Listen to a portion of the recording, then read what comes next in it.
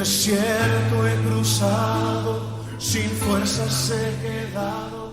Hermanos, buenas noches. Nos encontramos reunidos una vez más para continuar con este estudio del libro de Deuteronomio. Pero antes de empezar, quiero invitarlos a que inclinemos nuestros rostros y presentemos una oración para ser guiados durante este tiempo de estudio. Inclinemos nuestros rostros. Señor, te damos gracias por esta noche. Te damos gracias, Señor, porque tú eres quien nos ha guiado a través de tu palabra con tu Espíritu Santo. Te pedimos, Señor, hoy que nuevamente tu bendición, la sabiduría y el entendimiento sea sobre todos nosotros, para que nosotros podamos entender el verdadero mensaje, Señor, de tu palabra, y guíanos, Señor, hasta el final de ella. Te pedimos en el precioso y maravilloso nombre de nuestro Señor Jesucristo. Amén y amén. Hermanos, amigos, buenas noches. Nos encontramos hoy día reunidos para continuar con este estudio. Y en esta oportunidad, en esta tercera clase de este libro de Deuteronomio, vamos a completar el libro y vamos a estudiar todo lo que corresponde a los capítulos 22 al 34. Como ustedes ven, la figura que yo he puesto aquí es la de Moisés y es el tiempo en que vamos a terminar los 5 primeros libros de la palabra de Dios, ¿no?, que hemos venido estudiando, que lo empezamos en Génesis, más el Éxodo, Levíticos, Números y Deuteronomio. Entonces nos vamos a ir dando cuenta cómo realmente el Señor fue enseñándonos, guiándonos a través de... Y vemos la historia de este gran profeta que es Moisés, que pese a todos los años, como dice en esta figura en Deuteronomio 34:7, dice, era Moisés de la edad de 120 años cuando murió, sus ojos nunca se oscurecieron ni perdió su vigor. ¿Por qué? Porque el Espíritu de vida de Dios estaba sobre él, porque el Espíritu de verdad de Dios estaba sobre él, porque el Espíritu de Dios en todos sus aspectos estaba sobre él y lo guió para que él sea el guía a su vez del pueblo de Israel. Hoy vamos a recordar nuevamente lo que corresponde a la geografía bíblica y nos vamos a dar cuenta que toda la historia que hemos visto durante estos 5 libros corresponde a la travesía que se realizó desde la salida de Egipto hasta, ¿no?, la llegada a lo que es la tierra prometida, que hoy vendría a ser el país de Jerusalén, de Israel, ¿no? Este país de Israel es en realidad lo que está enmarcado dentro de lo que es la tierra prometida. Por eso, mediante esta geografía bíblica nos vamos a dar cuenta cómo este pueblo salió desde Egipto y llegó hasta la tierra prometida y su ingreso fue a través de Jericó. Cuando empecemos el siguiente libro nos vamos a dar cuenta cómo el Señor, ya a través del nuevo líder que reemplaza a Moisés, que es Josué, entra a Jericó. Pero ahora los invito a que vayamos a Deuteronomio. Vamos a empezar del capítulo 22. Pero antes de empezar este capítulo, quiero hacerles mención de que durante el tiempo que hemos estudiado, hemos visto las fiestas que Dios consideró en su palabra. Estas fiestas, estas 7 fiestas que ustedes están viendo en la pantalla, ¿no?, estas 7 fiestas son las únicas fiestas que fueron dadas por Dios. Sin embargo, bíblicamente tenemos 8 registradas y la 8ª fiesta es la fiesta de las luces, la fiesta de la dedicación del templo, que hoy en la fecha actual la conocemos como la fiesta de Hanukkah, que celebran los israelitas, ahora el pueblo judío. Entonces, en estas fiestas que van a celebrar ellos, este pueblo, esta 8ª fiesta, que no fue dada por Dios, sino fue diseñada o fue motivada por la tradición judía, esta fiesta tiene que ver mucho con lo que es la historia del pueblo judío. Vamos a hablar un poco de historia, y esto es que la fiesta de Hanukkah es una fiesta que se inicia más o menos en los años 160, promedio de los años 160 antes de Cristo, cuando los macabeos y los celotes, ¿no?, unidos ellos, combatieron al último rezago del régimen griego, del imperio griego, que en ese entonces tenía el dominio de Jerusalén y había profanado el templo, había puesto a lo que es el dios Zeus, habían hecho alimentos con los cerdos.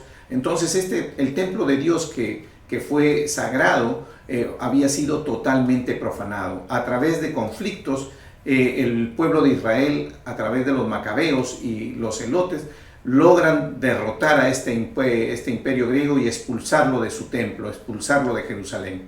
Esta es una pequeña ventana en la historia que sucede porque sabemos que después del imperio griego viene el imperio romano, que nuevamente conquista Jerusalén.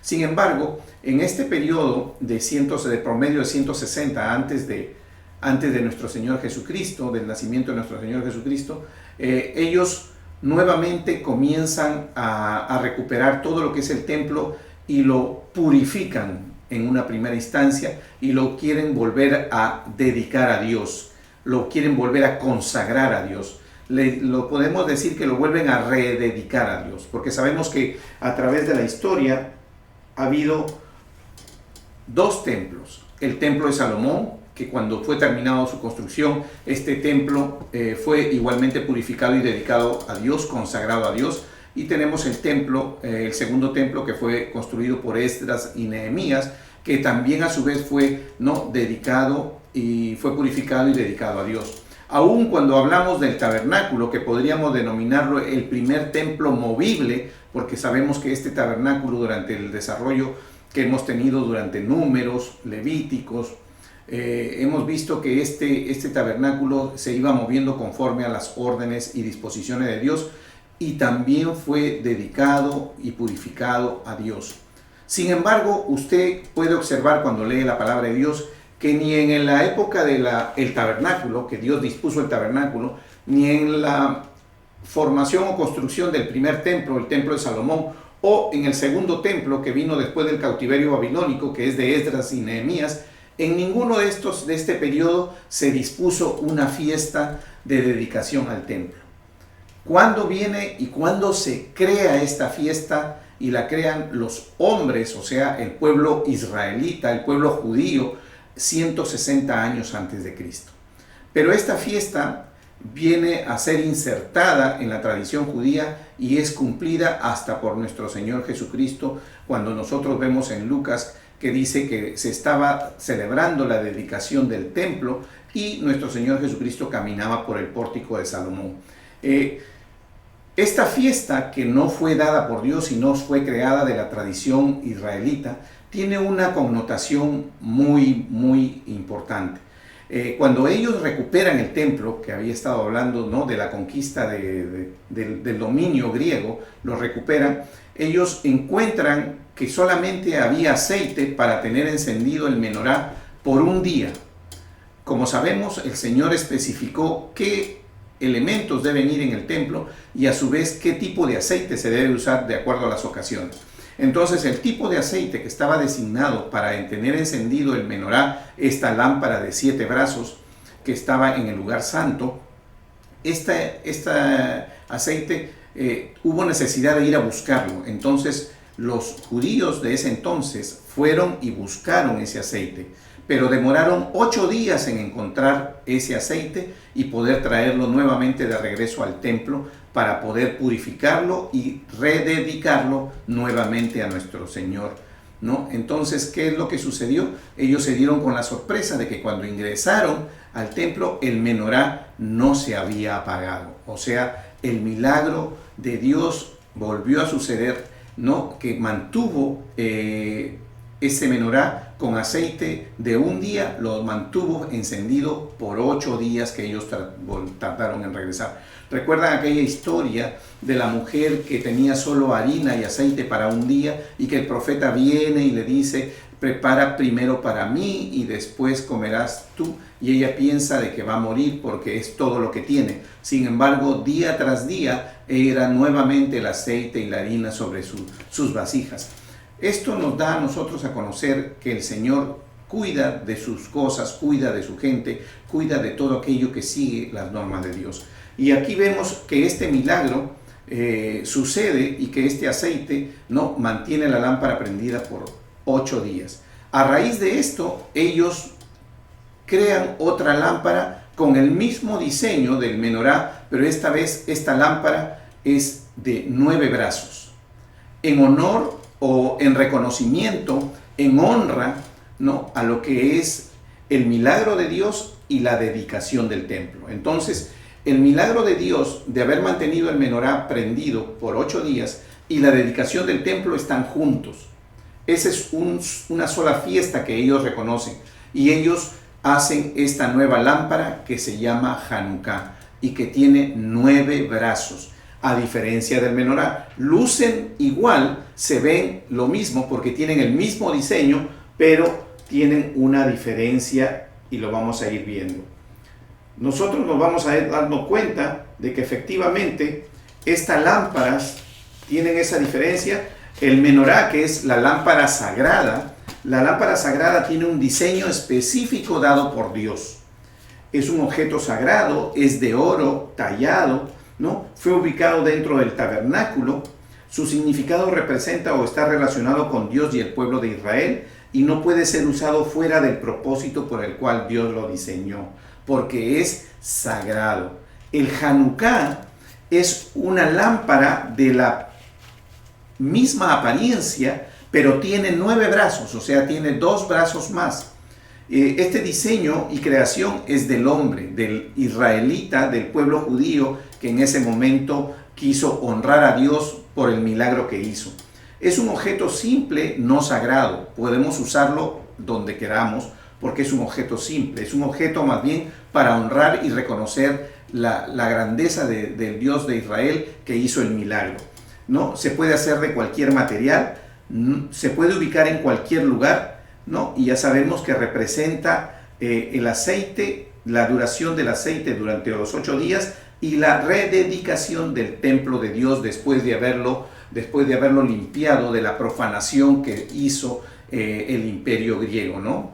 Entonces nos vamos a dar cuenta que hay una diferencia entre lo que es el menorá realmente de lo sagrado y el Hanukkah, que también le denominan menorá, pero el menorá de Hanukkah no es una lámpara sagrada, es una lámpara de honra y recordación del poderío, de la fuerza, de la grandeza de nuestro Dios todopoderoso, el Dios de Israel. Y es así como nosotros vamos a conocer y vamos a darnos cuenta cómo la tradición de los hombres en este caso, porque fue para reconocer la honra y la gloria del Dios todopoderoso que hizo en su templo, y se constituyó en una fiesta más, la fiesta conocida como de las luces. Tiene 9 brazos porque un brazo es encendido al mismo tiempo que el primer brazo cuando empieza la fiesta, y después se usa esta vela o esta llama del brazo principal para ir encendiendo día a día durante 8 días las otras lámparas para celebrar este milagro y esta rededicación del templo. Y así nos vamos dando cuenta que efectivamente es una fiesta tradicionalmente religiosa que es válida. ¿Por qué? Porque es validada, porque es para honrar y gratificar, es para reconocer la grandeza de nuestro Dios. Y así es como estamos empezando, y quiero ahora, después de esta explicación, pedirles que me acompañen a Deuteronomio capítulo 22.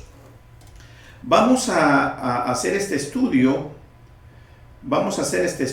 de una manera diferente. Vamos a tratar de ir un poco rápido para poder abarcar todos los aspectos. Ya como lo hemos dicho en las clases anteriores, mucho de esto es repetitivo, entonces vamos a ir resaltando las cosas que realmente nos van a identificar o nos va a dar un poco más de información o nos va a ampliar. Por eso entonces les pido que vayan a Deuteronomio capítulo 22 del versículo 1 al 12, y vamos a ver que yo he ido colocando el tipo de leyes que el Señor nos presenta. La palabra de Dios no necesariamente identifica todas estas cosas porque no se refiere a eso, y eso es lo que yo he ido poniendo, ¿no? Los títulos no los van a encontrar en su Biblia. Recuerden que los títulos que se usan no son parte de la palabra, sino nos ayuda para el mejor entendimiento.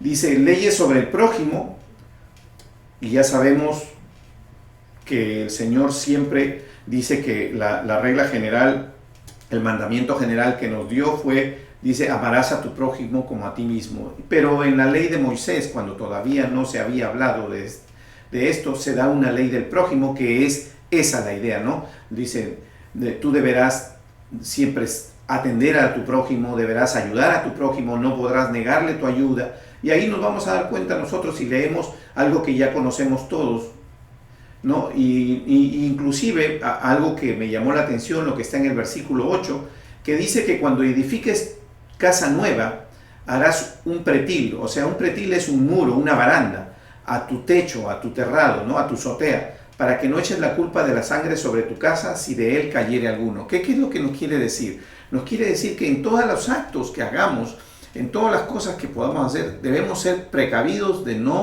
evitar dañar al prójimo. Siempre debemos pensar no solamente en lo que nosotros queremos o en la belleza que yo veo de la casa, sino debemos pensar en que la casa debe estar dada de una manera que no vaya a ocasionar daño a nuestro prójimo.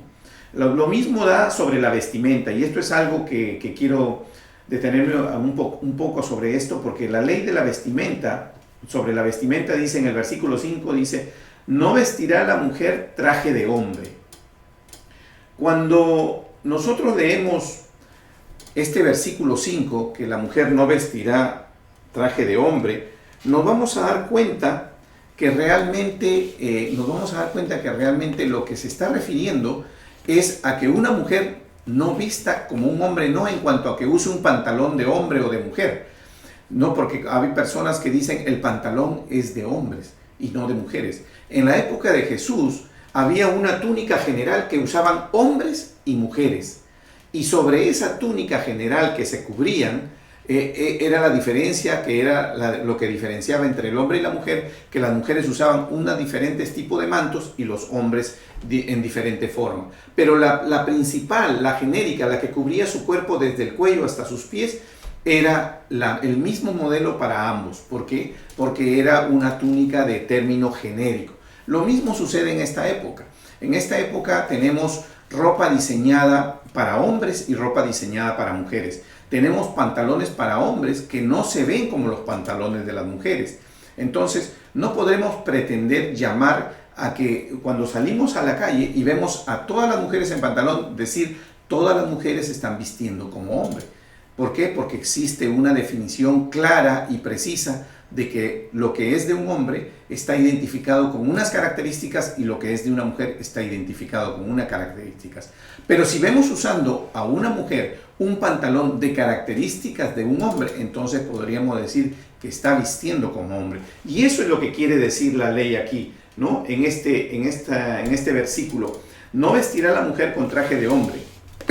Se conoce como transgénero, pero eso es lo que quiere decir es que no se verá como hombre. Y eso hay que tomarlo en cuenta, porque muchos llevamos mala definición de este concepto a la iglesia y pensamos que si alguien una mujer viste pantalón para hacer algún acto de la iglesia, está vistiendo indebidamente, y no es así. Sin embargo, también dice, ni el hombre vestirá ropa de mujer, y eso quiere decir lo mismo, que ningún hombre podrá usar ningún tipo de blusa o de camisa que identifique que es claramente de una mujer, y eso sería un travesti, ¿no? Uno cuando habla de un transgénero o de un travesti, rápidamente, apenas fija la mirada, se da cuenta que realmente es un hombre o una mujer vestido con la ropa inadecuada. Pero aún más, hay algo que a veces no tomamos en cuenta, y dice, no vestirás ropa de lana y lino juntamente. Observen ustedes versículo 11, ropa de lana y lino juntamente. ¿Qué es lo que nos está diciendo? ¿Qué es lo que le está diciendo al pueblo en esa época? No vestirás de diario con ropa elegante, ropa fina. No combinarás juntamente ropa del día con ropa fina. ¿Qué quiere decir lino para ellos? Lino significaba para las fiestas ocasionales, fiestas especiales, actos ceremoniosos. Esa era la ropa de lino fino. Inclusive sabemos que el lino fino está asociado mucho con las cosas de Dios. ¿Por qué? Porque dice que vestiremos nosotros, cuando seamos levantados, vestiremos de blanco, de lino fino, o sea, de ropas santas, santificadas. Eso es lo que se refiere a que no vestirás ropa de fiesta, ropa de presentación a Dios, ¿no? Con ropa de uso diario, por decirlo así, para poner el ejemplo en este tiempo. No deberás vestir un pantalón jean que es de uso diario, que lo usas para ir a jugar, a ver un evento, sentarte en una banca, participar en una actividad social común, regular, o como usas un terno donde vas a un matrimonio, donde asistes a la iglesia. Entonces, si te pones un jean y te pones un saco, estás combinando lana y lino fino. ¿Por qué? Porque estás usando ropa de lo que vendría a ser para ocasiones especiales, ¿no? Que está asociada también con la participación de las cosas de Dios, y ropa del uso diario con la que puedes ir a trabajar, puedes asistir a eventos sociales, te puedes ir a un cine. Entonces, ahí está también. Sin embargo, es algo que no se usa, es algo que tal vez lo pasamos por alto, que lo vemos en la iglesia y no lo vemos mal. ¿Por qué? Porque en realidad se nos ha metido la religiosidad mucho, lleva solo a identificar lo que es ropa de mujer sobre hombres o ropa de hombres sobre mujeres. Pero Dios, su ley es más amplia. Más aún, dice, no ropa de lana con ropa de lino. Y eso es bueno también conocer para saber cómo realmente, qué es lo que quiere decir el Señor. El Señor no quiere decir que realmente tú estás vistiendo como mujer porque te vistes con una ropa que es de hombre, ni a una mujer que es hombre cuando se viste con una ropa de mujer, que es identificada específicamente para mujeres. A eso se refiere. Porque sabemos que el transgénero y el travesti son personas que la identificamos rápidamente.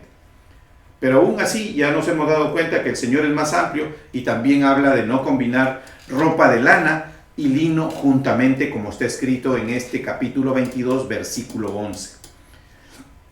Y también habla sobre que te harás flecos en las 4 puntas de tu manto con que te cubras. Bueno, esta es una ropa clásica de en ese entonces, y los flecos están asociados con la obediencia de la ley.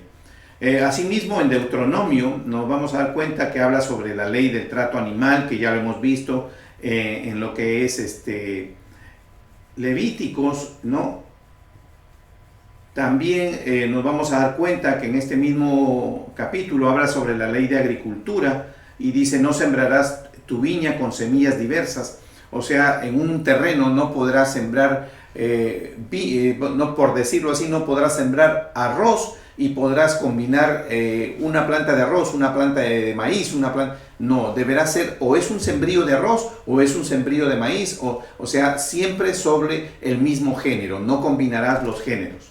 A eso se refiere. Habla sobre las leyes de castidad, habla sobre la ley de virginidad, ¿no? Es una ley para evitar el abuso en cuanto al hombre, para que cuando tomare una mujer virgen no la quisiera devolver después de haber estado con ella, ¿no? Y da ciertas, si ustedes leen este versículo 13, 14, ¿no?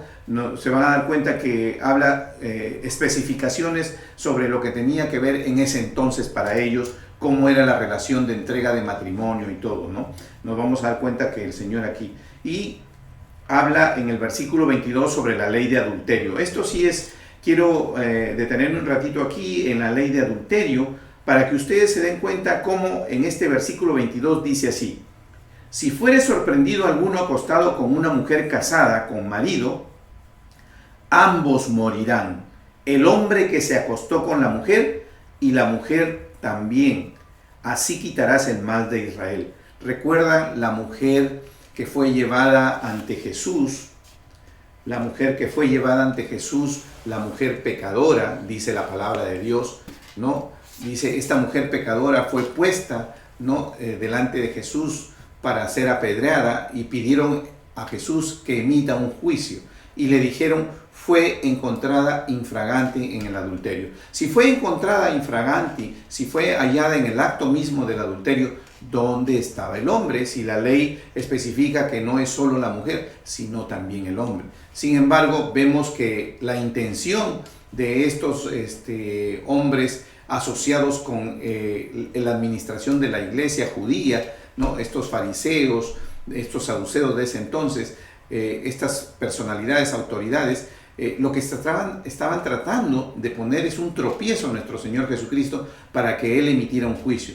y todos conocemos la historia. Él se inclina, escribe algo sobre la arena y se levanta y les dice que el que esté libre de pecado arroje la primera piedra. Como ustedes se dan cuenta, aquí lo que estoy haciendo notar es de que los maestros o los líderes del judíos de ese entonces no actuaron con un corazón limpio. Vinieron a buscar, querían sacrificar la vida de esta mujer solamente para hacer quedar mal a Jesucristo. Y como sabemos, todos conocemos el resultado, nadie pudo arrojar piedra sobre ella y el Señor la perdonó y le dijo: no vuelvas a pecar. Esta historia que conocemos nosotros, que en muchas ocasiones cuando la he escuchado, hablan de ella como si fuera María de Magdalena. María Magdalena o María de Magdalena, Magdalena es un pueblo y María es conocido como María Magdalena, así como Jesús de Nazaret, porque venía de Nazaret, y María Magdalena venía de Magdalena. En la Biblia no está identificado el nombre, básicamente, de que sea la mujer que realmente fue arrojada, y no es María Magdalena, no dice así, dice una mujer pecadora nada más, pero se ha asociado con esto porque en la palabra se habla de una mujer de la ciudad, ¿no? Entonces se asocia que podría estar dedicada también a la prostitución, ¿no? Cuando se habla de María de Magdalena, porque Magdalena era una ciudad asociada con lo que es prostitución en ese entonces, ¿no? Entonces por eso vienen todos estos, pero bíblicamente no tenemos un detalle escrito que esto sea de María Magdalena, por eso me refiero exactamente como la palabra dice, una mujer, no está identificando a María Magdalena. Seguimos entonces, vemos que ha hablado sobre agricultura, leyes de castidad, leyes de adulterio, ¿no? Después tenemos en este mismo capítulo la ley de violación. Entonces aquí hablamos sobre lo que es la violación básicamente de una mujer y las relaciones sexuales no permitidas, ¿no? Todo lo que es inmoral, ilícito y no saludable, ¿no? Y nos da, y lo hemos visto esto ya en Levíticos, ahí puse la referencia bíblica, en el capítulo 18 habla sobre esto, ¿no? Y ya es muy grande y muy detallado porque habla sobre la mujer de tu padre, la hermana de tu madre y cosas así, ¿no? Si usted quiere volver a recordar, puede leer Levíticos capítulo 18. En el capítulo 23 nos vamos a dar cuenta que dice, habla de los excluidos de la congregación, dice, no entrará en la congregación de Jehová el que tenga magullado los testículos o amputado su miembro viril. Está hablando de todo aquel que no es básicamente perfecto físicamente, ¿no? Y eso habla para que no sea parte de los que ingresan al templo a servir o vengan a dedicar. También incluye ahí al hijo que es concebido fuera del matrimonio. Aún así, dice, no entrará bastardo, pero le pone un límite. Dice, hasta la 10ª generación no entrarán en la congregación de Jehová. O sea, esto no es permanente, ¿no? Solamente de donde hubo un bastardo se cumplirá 10 generaciones y después de esto ya no vendrá más a aplicarse. No entrará el amonita, el moabita, ¿no? En la congregación. También dice, ni hasta la 10ª generación de ellos. Observen. ¿Por qué dice la 10ª generación de ellos? Porque sabemos que una moabita es parte de la generación de nuestro Señor Jesucristo. Y por eso acá tiene un límite y definitivamente no es que no pueda entrar, sino solo las 10 generaciones. Después nos vamos a dar cuenta, no aborrecerás al edomita, ya hemos hablado sobre esto, porque ellos recibieron la tierra por parte de Dios y son lo que vendrían a ser la generación que viene de Esaú. Después da leyes sanitarias también el Señor para que ellos puedan conservarse y vivir, ¿no? Con salud. Comienza a dar leyes sanitarias. En este capítulo 23 da leyes humanitarias, ¿no? Y está hablando sobre el tratamiento a los esclavos, ¿no? El tratamiento a lo que es las prostitutas. Dice, no haya ramera entre las hijas de Israel, ni haya sodomita entre los hijos de Israel. O sea, habla de aquellos que buscan el dolor, que andan queriendo sodomizar a las personas, ¿no? No traerás la paga de una ramera ni el precio de un perro a la casa de Jehová, tu Dios, por ningún voto. O sea, no permite este tipo de ofrendas, ofrendas indebidas, adquiridas de manera indebida y que están asociadas con este tipo de trabajos, ¿no? Después habla sobre lo que es intereses, dinero. Después habla de los votos. En el versículo 21 dice: cuando haces voto a Jehová tu Dios, no tardes en pagarlo. O sea, no hagas promesas, no levantes compromisos con Dios que no vayas a cumplir. Y dice bien claro: y sería pecado en ti. Sería pecado si no cumples con lo prometido. Si levantas promesa, levantas compromiso y lo asocias con el compromiso con Dios, tienes que cumplir, porque Dios dice: hallará pecado en ti si tú no lo haces. Y habla de una serie de formas. Dice que cuando te abstengas de te abstengas de prometer, no es pecado. No es pecado abstenerse de prometer. Muchas veces en las iglesias o en algunos lugares dice: hagamos promesa, hagamos pacto con Dios, firmemos o demos o hagamos o comprometamos esta o cual actitud o dinero. Y eso no está obligado a hacerlo. Si tú quieres hacerlo, lo puedes hacer, pero no cometes pecado si tú no lo haces, si tú no accedes, porque Dios dice: no comete pecado, y está escrito en su palabra, el que no lo hace. Y así vemos el capítulo 23, después vemos el capítulo 24, dice, habla de la ley de matrimonio, y esto también ya lo hemos visto y tiene que ver, ¿no? Con todo lo que es en la ley de Levíticos. Hemos visto esto. Habla de la ley general de trato con los demás, ¿no? Sobre los préstamos, sobre la devolución de las prendas, ¿no? Todo esto, ¿no?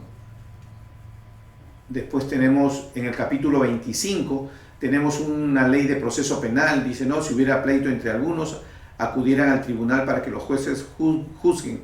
Estos absolverán al justo y condenarán al culpable. Esto básicamente es parte de un proceso, ¿no? Y comienza a darnos realmente lo que es el proceso de que ellos siguen los jueces, ¿no? Para determinar las faltas de que cometen los miembros o parte del pueblo de Israel.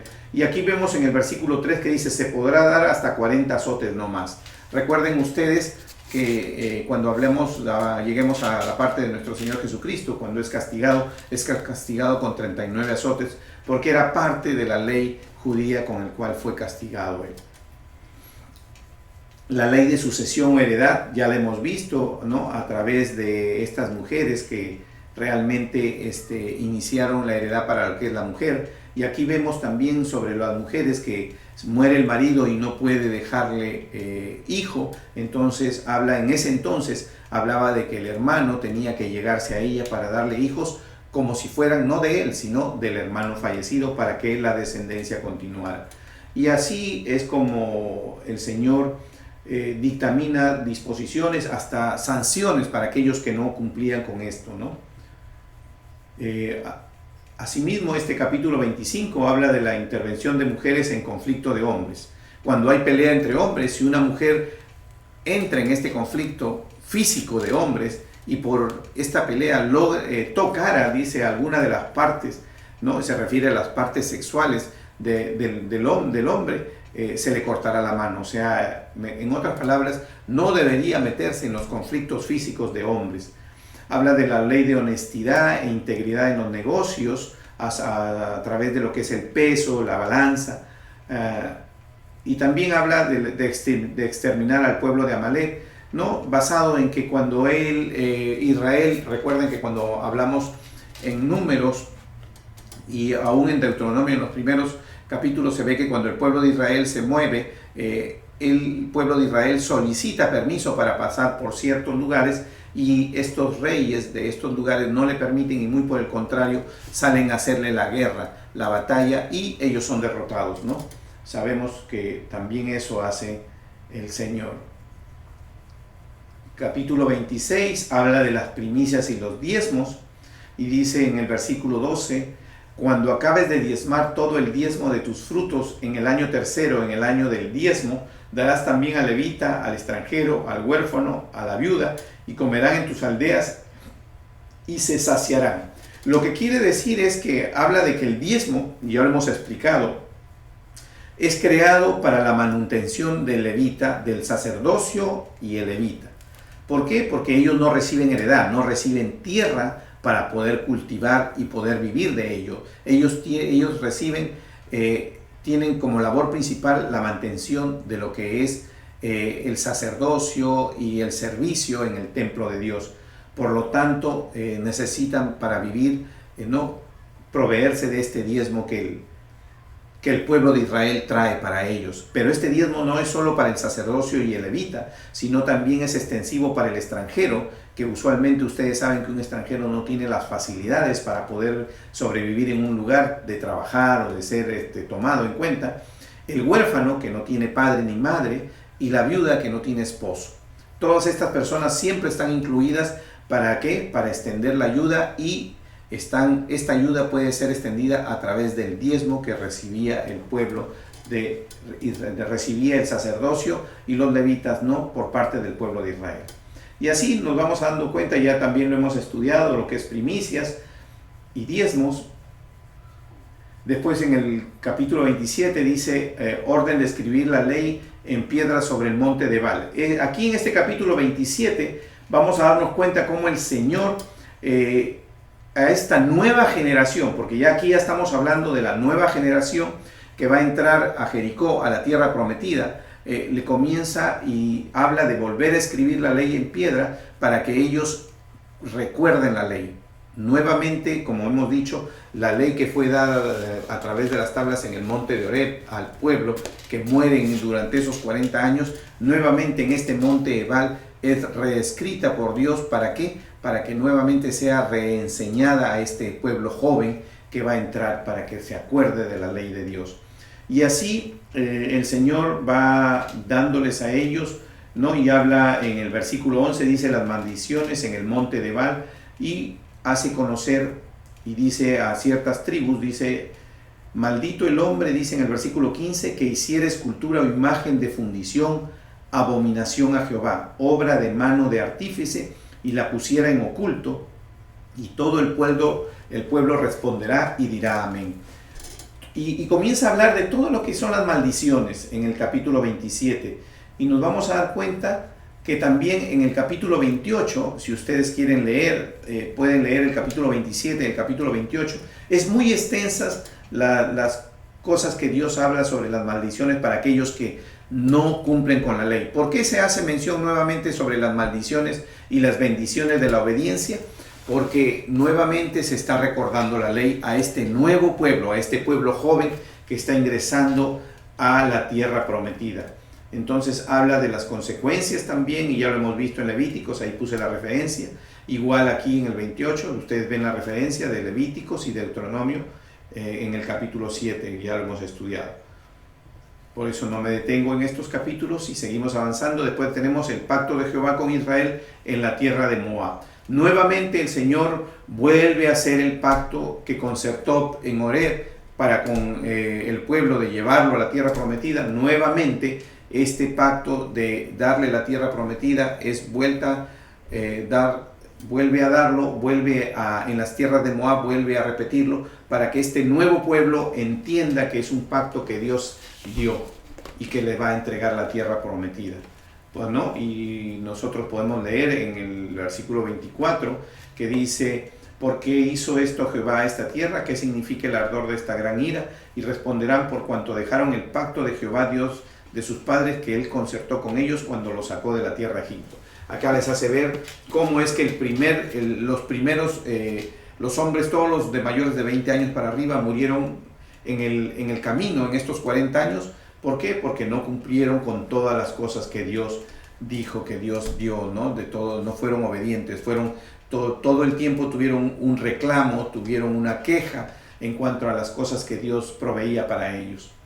Y así ustedes leen el capítulo 29, se van a dar cuenta cómo en este capítulo realmente el Señor nos está mostrando que nuevamente recuerda a este nuevo pueblo que va a entrar, este pacto que hizo, ¿no?, con sus antecesores. Capítulo 30 dice las condiciones para la restauración y la bendición. Entonces vemos aquí, dice, sucederá que cuando hubieren venido sobre ti todas estas cosas, la bendición y la maldición que he puesto delante de ti, y te arrepintieres en medio de todas las naciones a donde te hubiera arrojado Jehová tu Dios, y te convirtieres a Jehová tu Dios y obedecieres a su voz conforme a todo lo que yo te mando hoy, tú y tus hijos con todo tu corazón y con toda tu alma, dice, eso es lo que el Señor dice. Entonces, cuando uno realmente se arrepiente y obedece a Dios, todo vuelve a ser, Dios vuelve a extender su gracia, su misericordia y su bondad sobre el pueblo. Dice, y circuncidará Jehová tu Dios tu corazón y el corazón de tu descendencia, para que ames a Jehová tu Dios con todo tu corazón y con toda tu alma, a fin de que vivas, y pondrá Jehová tu Dios todas estas maldiciones sobre tus enemigos y sobre tus aborrecedores que te persiguieron, y tú volverás y oirás la voz de Jehová y pondrás por obra todos sus mandamientos que yo te ordeno. Hoy, ¿qué sucede? Que todo lo malo que te pueda suceder a ti por no obedecer, no te va a suceder si eres obediente, pero sí le va a suceder a tus enemigos. Eso les está diciendo al pueblo de Israel. ¿No quieres que te suceda a ti? ¿Quieres que le suceda a tus enemigos estas maldiciones? Pues sé obediente, cumple, y a tus enemigos caerán las maldiciones.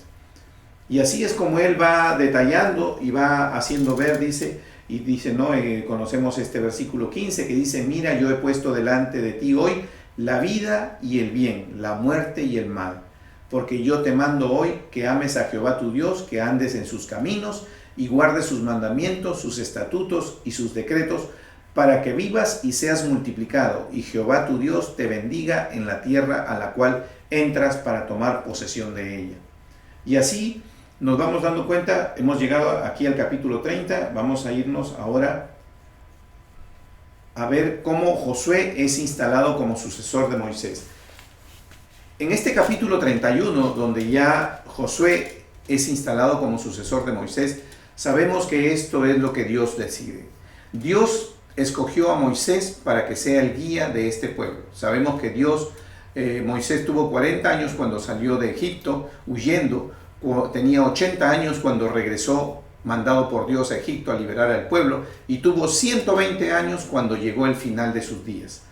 Y el final de sus días, todos sabemos y conocemos, que llegó cuando estuvieron frente a la tierra prometida en Jericó, ¿no? Y ahí es donde él es relevado por indicación de Dios por Josué. Josué es el nuevo líder que reemplaza a Moisés.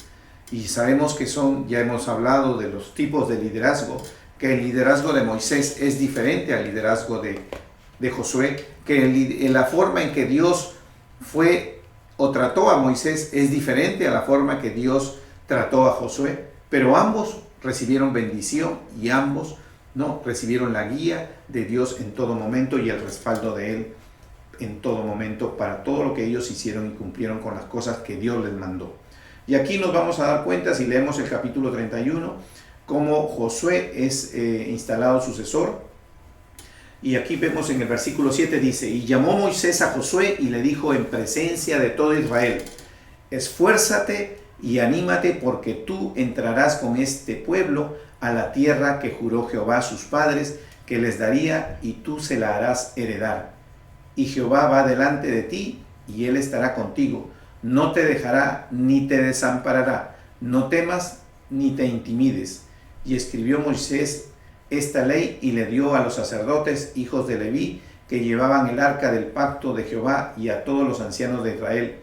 Y les mandó Moisés diciendo, al fin de cada 7 años, en el año de la remisión, en la fiesta de los tabernáculos, cuando viniere todo Israel a presentarse delante de Jehová tu Dios, en el lugar que él escogiere, leerás esta ley de todo Israel a oídos de ellos. Y así el Señor comienza a dar disposiciones para que nuevamente esta ley sea aprendida, sea escuchada por este pueblo que entra a lo que es la tierra prometida y pueda cumplir con las cosas que Dios manda.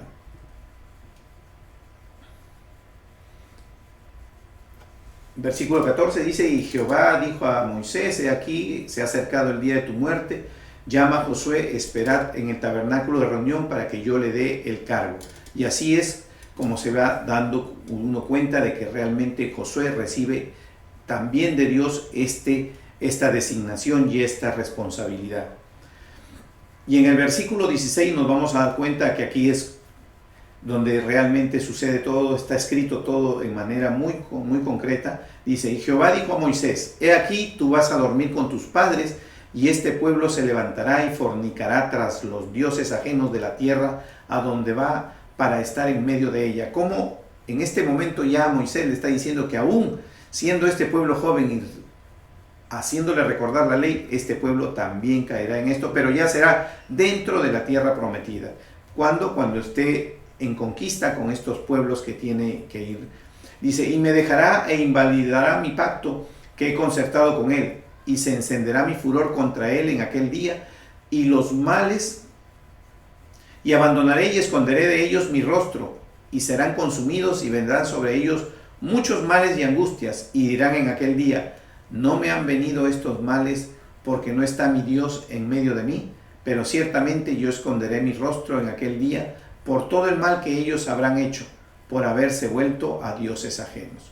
Y así nos vamos dando cuenta cómo el Señor le dice a Moisés que ya llegó su tiempo, y comienza a hablar siempre, de que el pueblo de Israel es un pueblo de dura cerviz, que siempre estaba inclinado, a cometer este pecado, y sobre todo, ¿qué tipo de pecado? A seguir a dioses ajenos. O sea, estamos hablando, cuando leemos este versículo nos damos cuenta de algo muy interesante. No está hablando solamente de cometer pecados como adulterio o pecados de falta de honestidad, adulterar las balanzas o cosas así. No, está hablando del pecado de seguir a otros dioses. Hoy, en este mundo, en el tiempo que vivimos, sabemos que hay un sinnúmero de religiones, así llamadas, entre ellos, un sinnúmero de dioses ajenos al Dios de Israel, un sinnúmero de dioses paganos, o un sinnúmero de personas que han sido consideradas como si fueran dioses, a las que la gente la venera, la gente se inclina, animales a las que hacen eso también. Y sin embargo Dios hace notar que este es uno de los principales problemas del pueblo de Dios, del pueblo de Israel, que se dedicará, que seguirá a dioses ajenos, lo que significa que hay una influencia tremenda que nos rodea a nosotros de estos dioses ajenos, y hasta el día de hoy lo vemos y lo vivimos, Por eso debemos mantenernos firmes, debemos mantener nuestra fe, nuestra creencia y nuestra mirada siempre al Dios de Israel, a nuestro Señor Jesucristo y a la guianza del Espíritu Santo. Seguimos. Dice después, ya sabemos que en el capítulo 31 al final termina dándole la orden a Josué de que se anime y se introduzca, y que va a ser introducido al pueblo de Israel. Después dice, le da la orden de guardar la ley, esta ley que él escribe nuevamente, junto a lo que es el arca del pacto. Ya sabemos que eso se encuentra con el arca del pacto. Tenemos en el capítulo 32 un cántico que se hace, y lo único que puedo resaltar de estos cánticos que el Señor les pide a ellos que hagan es, dice en el versículo 4, dice, Él es la roca cuya obra es perfecta, porque todos sus caminos son rectitud, Dios es de verdad y sin ninguna inequidad en Él, es justo y recto. Vemos después a través de en el versículo 48, son 47 versículos que corresponden a estos cánticos, que diferentes cosas, pero en el 48 dice, y habló Jehová a Moisés aquel mismo día diciendo, sube a este monte de Abarim, al monte Nebo, situado en la tierra de Moab, que está frente a Jericó, y mira la tierra de Canaán, que yo doy por heredad a los hijos de Israel, y muere en el monte al cual subes, y sé unido a tu pueblo, así como murió Aarón, tu hermano, en el monte de Hor, y fue unido a su pueblo, por cuanto pecaste contra mí, en medio de los hijos de Israel, en las aguas de Meribá, de Cades, en el desierto de Sin, porque no me santificaste en medio de los hijos de Israel. Verás por tanto delante de ti la tierra, mas no entrarás en ella, a la tierra que doy a los hijos de Israel. Y sabemos que el pecado al que se está refiriendo aquí es en que él golpeó el agua cuando el Señor le ordenó en esa ocasión que le hablara a la roca. Perdón, no golpeó la roca para que saliera el agua, pero no le habló como Dios le había pedido. Y por eso el Señor lo castiga con que puede ver la tierra, pero no podrá entrar. Y tenemos aquí el capítulo 33 y el capítulo 34, que vendría a ser el último capítulo de Deuteronomio. Y dice: Moisés bendice a las 12 tribus de Israel. Y nos vamos a dar cuenta que durante todo lo que es este capítulo vamos a ver bendiciones, tribu por tribu. Él habla sobre las bendiciones, ¿no? Y he resaltado la bendición que está sobre Judá. Sabemos que nuestro Señor Jesucristo viene de la tribu de Judá. Y si ustedes ven, justo el versículo 7 dice, es sobre la tribu de Judá. Y esta bendición profirió para Judá. Dijo así: oye, oh Jehová, la voz de Judá, y llévalo a su pueblo, sus manos le basten, y tú seas su ayuda contra sus enemigos. Eso es la bendición. Y así se la da a las 12 tribus bendiciones. Y en el último capítulo tenemos específicamente que habla sobre la muerte y la sepultura de Moisés. En el versículo 1 vuelve nuevamente a repetirse todo lo que ya hemos venido hablando sobre Moisés, sobre su muerte. Dice, ¿no? Y en el versículo 7 dice, en el versículo 7 del capítulo 34 dice: era Moisés de la edad de 120 años cuando murió, sus ojos nunca se oscurecieron ni perdió su vigor. ¿No? Es algo que nosotros vamos a ver siempre. ¿Por qué? Porque cuando tenemos el Espíritu de Dios, dice, el rostro de Moisés siempre era brillante cuando bajaba del monte, cuando el Espíritu de Dios estaba sobre él, tan cerca de Dios, pero sus ojos nunca se oscurecieron, dice, ¿no? Y vemos que su vigor nunca se perdió, o sea, su fuerza, su fortaleza.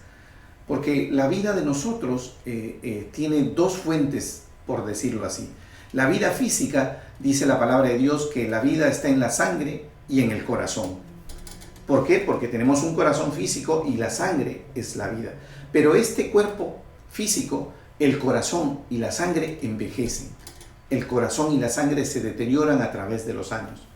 Pero la vida real por la cual este corazón late y esa sangre fluye en nuestro cuerpo viene a través del espíritu de vida que Dios puso cuando nosotros nacimos.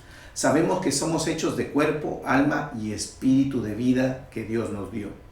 Ese espíritu de vida que Dios puso en nosotros cuando fuimos concebidos en el vientre de nuestra madre, ese espíritu de vida es perfecto. Ese espíritu de vida no se deteriora. Ese espíritu de vida no se contamina.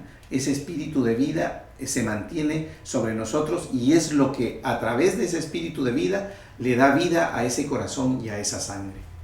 Por eso que cuando nosotros morimos, dice la palabra de Dios, que el espíritu de Dios, el espíritu de vida de Dios, vuelve a Dios. A Dios solamente vuelve lo perfecto, porque nada imperfecto sube a Dios. Por eso podemos decir que el espíritu que empezó cuando nacimos es el mismo espíritu que nos deja cuando morimos.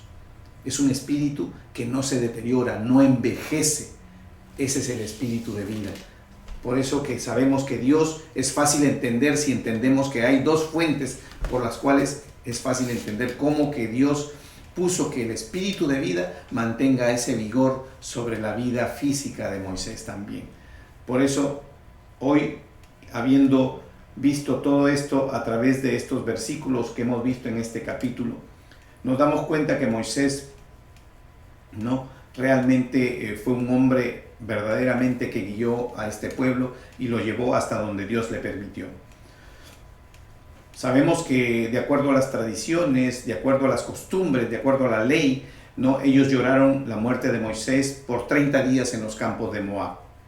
Y así dice en el versículo 9, y Josué, hijo de Nun, fue lleno del espíritu de sabiduría, porque Moisés había puesto en sus manos sobre él, y los hijos de Israel le obedecieron e hicieron como Jehová mandó a Moisés.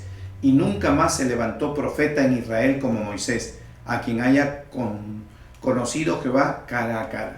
Es el único profeta Moisés que Dios conoció y trató cara a cara. Es el único que Dios habló directamente. es el único que nos vamos a dar cuenta que Dios realmente lo dirigió durante 40 años y que fue todo ese tiempo que habló sin ningún tipo de acertijos y fue dado una guianza paso a paso. Moisés fue un hombre realmente, como dice la palabra escrito, único, ¿no?, en ese momento para el pueblo de Israel, y como nunca antes ha habido, porque no fue dado ese tratamiento, no volvió a repetirse a otro hombre, ¿no?, en la historia del pueblo de Israel ni fuera de ella. Y así es como vemos que es. Y algo muy importante que quiero resaltar, porque es la única manera que podemos hacer las cosas, dice en el versículo 9, dice: y Josué, hijo de Nun, fue lleno del espíritu de sabiduría. Observen ustedes cómo Josué es lleno del espíritu de sabiduría. Nosotros necesitamos ser llenos del espíritu de sabiduría. No podemos predicar, no podemos enseñar, no podemos guiarnos en la palabra de Dios, no podemos caminar en los caminos de Dios sin tener ese espíritu, porque la única manera de hacer correcto, de poder identificar la guianza del Espíritu Santo, es a través de este espíritu de sabiduría, sobre todo el liderazgo de una iglesia. Si el liderazgo de una iglesia debe moverse a través del espíritu de sabiduría y la guianza del Espíritu Santo que hoy en día tenemos. Hermanos, con esto hemos concluido. Doy gracias por haberme acompañado durante toda la trayectoria en estudiar este libro de Deuteronomio. Por este tiempo, por las fiestas de fin de año que estamos celebrando, vamos a suspender las clases hasta la segunda semana de enero. En la segunda semana de enero vamos a iniciar con el libro de Josué, ese milagro maravilloso de derribar los muros de Jericó. Vamos a empezar con este libro y vamos a continuar conforme lo hemos hecho todos los martes a las 8:30 de la noche. Gracias, Dios los bendiga. Sediento de ti,